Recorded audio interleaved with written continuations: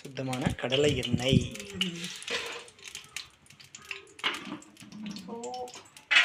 நம்ம நல்லா கல் நல்லா கல் காயிட்டோம். அந்த கல் காஞ்சோடனே அடித்து வச்சு இவங்கள அப்படியே குழியில் இறக்கிடுவோம்.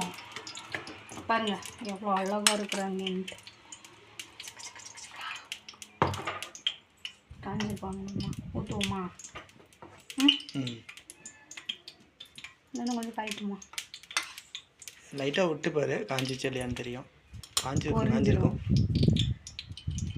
காஞ்சிச்சு மேலே பொரிஞ்சிருச்சு.